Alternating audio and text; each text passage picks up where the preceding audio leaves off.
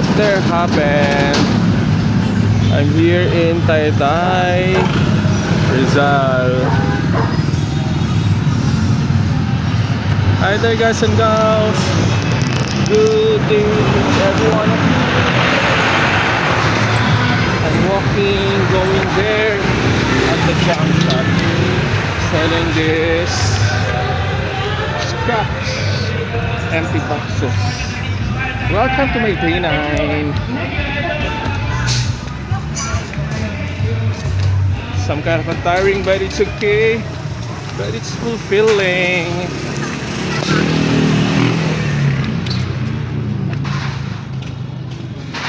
Hi Ate Salve. Hello po, yung anak ko po. Yung militar ni Kuya. Ayaw tinahan naman kasi na akong naportahan. Hoy, may nagbablog pa dito ah. You know what guys and gals? Hello. Sorry. Hey, mag-hi ka tayo. Baka dyan ka bumili kang bananak yung atoran. Welcome to my day 9, and you know what guys and gals? My house is getting clear. I can move easily. No more streets and no more sidewalks. Tomorrow, this could be the last batch of boxes that I'm gonna sell here. Tomorrow, I'm gonna sell other type of boxes, or maybe paper, white paper, and whatsoever.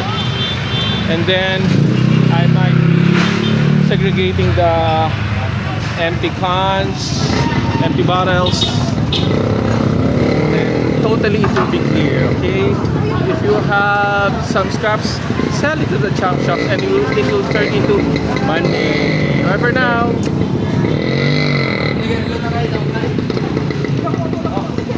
Thank you Lord for all the wonderful blessings. How many kilos? How many kilos? I think more than 10 or 10. Bye for now.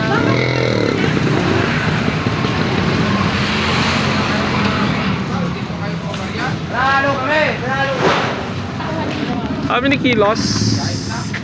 Bawal yan. How many kilos? 10 kilos po. Oh, very good. Bye for now. Thank you for